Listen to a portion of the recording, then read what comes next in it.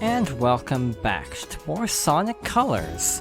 So last time we made it through most of Aquarium Park, and this time we're taking on the boss.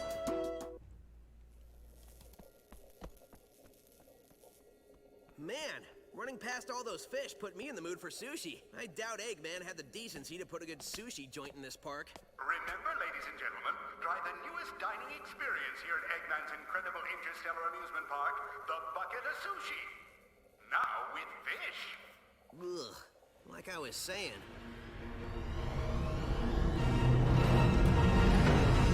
Hey, did somebody here order a clobbering? Are you sure? It says somebody ordered an extra large clobbering topped with everything. Okay.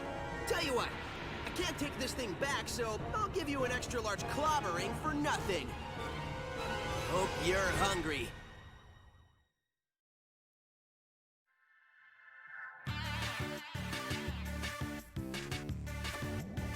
Alright, so the boss of Aquarium Park is very much like the boss of Sweet Mountain with a twist. So we're underwater, that's the twist. That's all there is to it. Getting a drill capsule is much harder. I'm pretty sure the rockets have them. Yes, the white rocket has a drill wisp.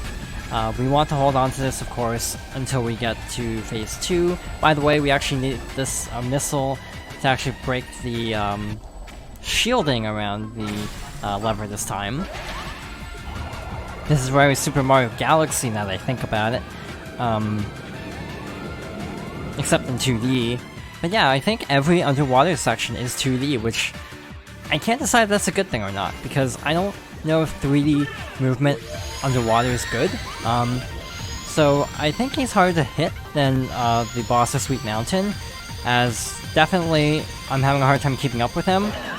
Got him anyway, so that's good. So we can skip straight to phase 2, which is just kind of a repeat. Otherwise, you have to hit the boss several times instead of using the drill wisp, so this just saves a ton of time.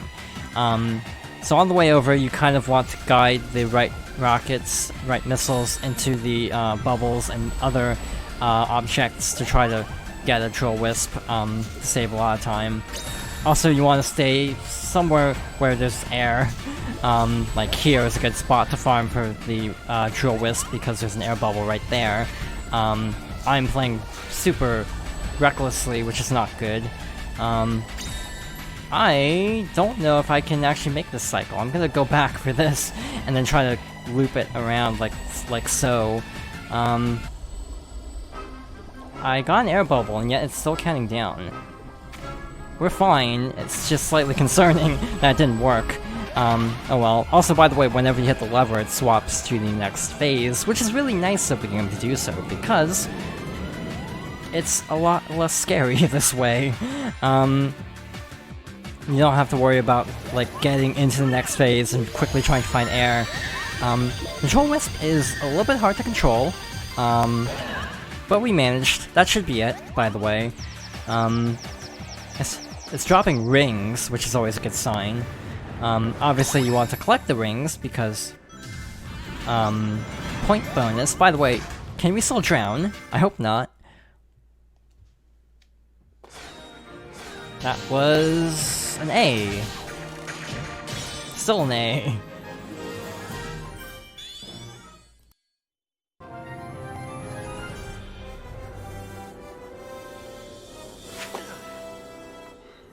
Great job, Sonic. You know me. I aim to please. Well, I'm totally pleased, and a little nauseous. I grabbed a bite at the bucket of sushi. What's the verdict? His cruelty knows no bounds. Next stop, the Aquarium Park. And with that, there's only one more planet available to us. Starting out with Act 1, looks like we have our final new wisp. Alright, Act 1 of Asteroid Coaster. This is a pretty cool level and a very fitting final level. You can do several levels out of order. I usually just go clockwise. I feel like that's kind of the intended path. Like, I feel like doing some levels out of order would kind of make the difficulty balancing a little out of whack. Like, this is definitely harder than Aquarium Park, I find, so it just makes sense to do this one last. I'm actually not sure if the DS version gives you that option.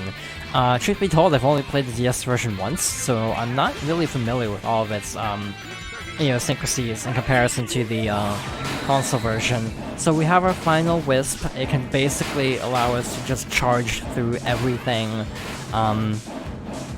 So this is the Wisp that you use in Starlight Carnival in that one level to navigate the top path by breaking all the blocks, and jumping is not easy with this thing, so that's why that red ring is really difficult despite that level only being like 30 seconds long on a good run. Getting the red ring is just a nightmare. I haven't even seen a red ring, which is always a good sign. We can also swap coasters, which is necessary to survive. This game's music is really interesting because it doesn't feel as like traditionally Sonic as a lot of soundtracks, if that makes sense. Like this song being a little bit more rockin' actually feels more like a traditional Sonic theme. Where am I going? There we go. I was like, I don't see a path. This is dangerous, but we're gonna go for it anyway, and it worked out. You're obviously supposed to homing attack various capsules, but I just dashed across. Oh yeah, I'm remembering a level that's coming up. We can't actually make it to the one planet off to the left. It's very difficult, so I'm just gonna go the intended way that doesn't get your red ring. I'm pretty sure I was supposed to land on that boost pad, yet I didn't. And also, I hope you like Super Mario Galaxy, because we have some Galaxy shenanigans here. It's a little unwieldy because they don't properly indicate what direction the gravity is going, so you just have to kind of manually feel your way through, which is not the easiest thing in the world to do, obviously, with gravity. It wasn't a different level that I was thinking of with the ringed planet. It must be. Unless that was just a different ringed planet that happens to have red rings. Either way, that was Act 1. Not bad. Got an A.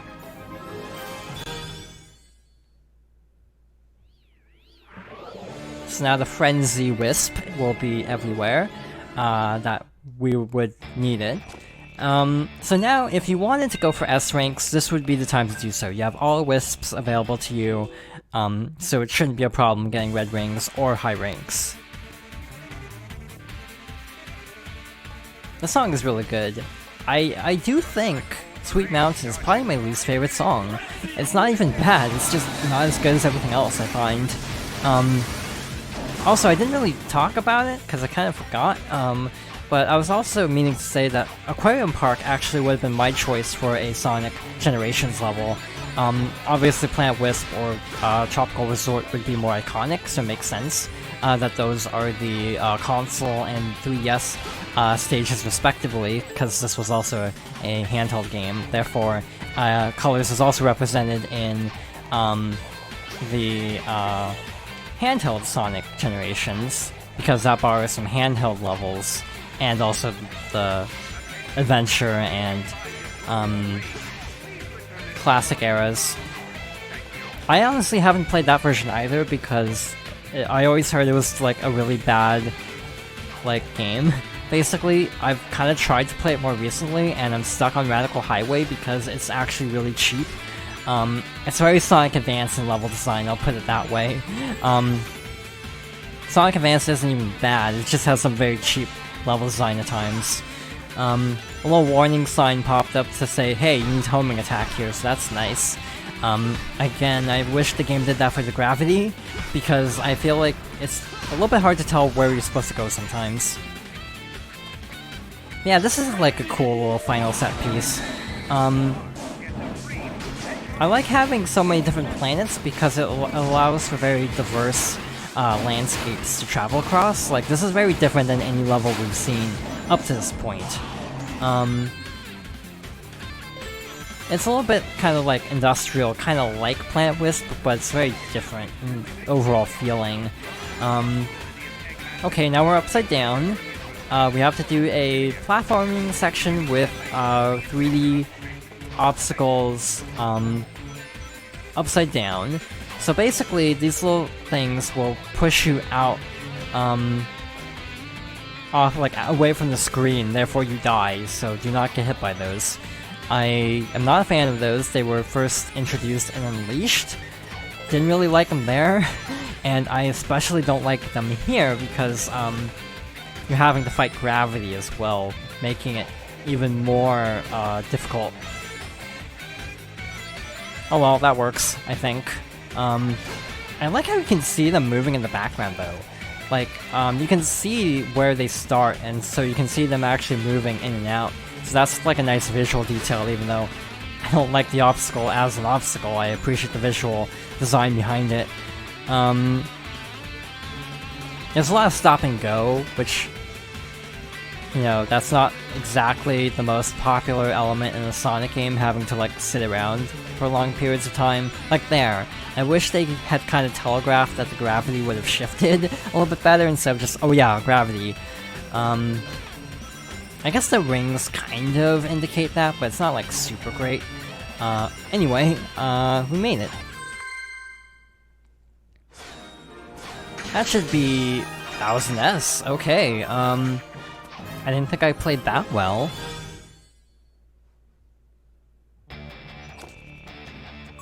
Also, these little world map screens are actually really good. Nice little amount of detail to them.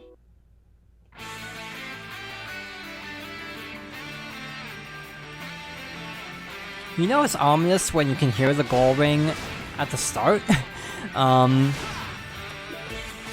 So basically, the point of this level is to find a wisp to actually get to the goal.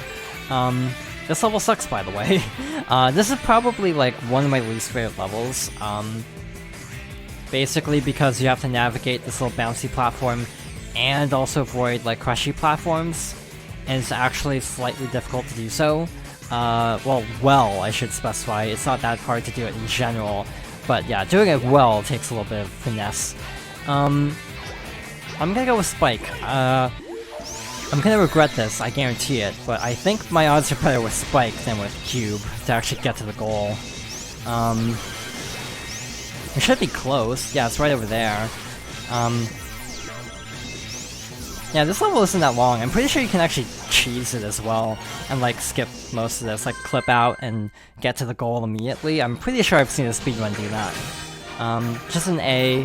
I'm not sure how fast or well you have to play to actually get an S, but I'll take it.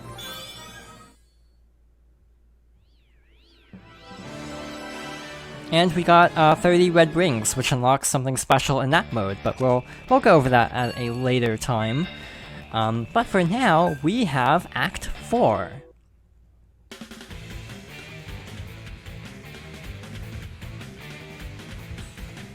So the gimmick of Act 4 is there are several switches along the ground that we have to hit.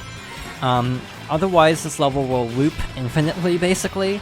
I think that's the gimmick, at least. We have red rings. This is, like, the easiest stage for red rings, because they're very well telegraphed. And, so yeah, this is actually one of the better stages. I lost sight of myself. That would have been really bad. So we missed one, but that's not too bad. But yeah, there's a switch somewhere that we have to hit. I remember that much, at least. Obviously, if you're going for an S rank, you want to just quick step back and forth, because you get a bonus every time. I'd rather not wear out my thumb, so I'm just gonna take it easy. Maybe we have to defeat the enemies? I legitimately don't remember the gimmick of this. I'm realizing. I'm keeping an eye out on the far side of the level, in case something interesting pops up. But yeah, levels like this just kind of feel like side missions in, like, Unleashed or Generations. They don't feel like there's a switch. It doesn't feel like this should be like a full level, to me at least. It just kind of feels so easy that, and also just kind of, you're going in circles the entire time. So it's just kind of basic as well. That might be an A, just because I missed the first rotation. Nope, we got it. We have plenty of lives, we are in no danger of dying.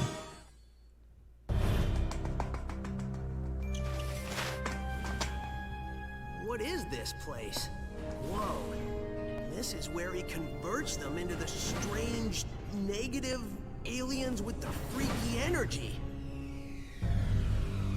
Oh, there you are. I thought I lost you for a second. Did you find anything interesting? Look at all of them.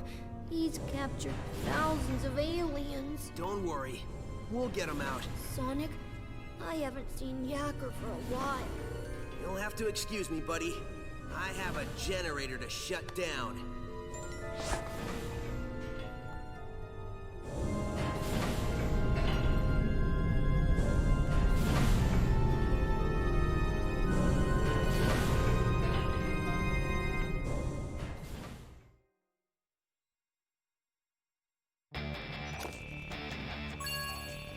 I like the tone of this game. It's not perfect. At first, it definitely starts off really jokey, but I like how it kind of picks up in the end. Like, we have a sense of stakes because Yacker's missing, and of course all the aliens are being captured. But it's still like, it's got some level of stakes, which is more than I can say for some Sonic games, in all fairness. Like, the tone definitely tries to strike a balance, which is, again, not too bad. I think of Lost World as an example, where it gets, like, really weird at times. Like, Lost World is, like, to me, the peak of, like, iffy Sonic writing. Even more than Forces, actually, and that's something that will probably be very debatable depending on the person. But personally, I find, yeah, I would rather play, Forces for its writing than Lost World. I'm not sure what that says about either game, in all fairness. Wow, that was easy. I didn't think the gold ring would be right there, but then again, there was nowhere else to really go, so it makes sense. Alright, I'm trying to remember, is the long level the next one or the one after? Because we might actually wanna... Yeah, we can try it. If not, we can always pick it up next time. Yeah, this level's long. I'm remembering it now. We're not gonna finish this in 2 minutes, but we can try to get pretty far along. But yeah, like... Some Sonic games take themselves too seriously, other games don't take themselves alright.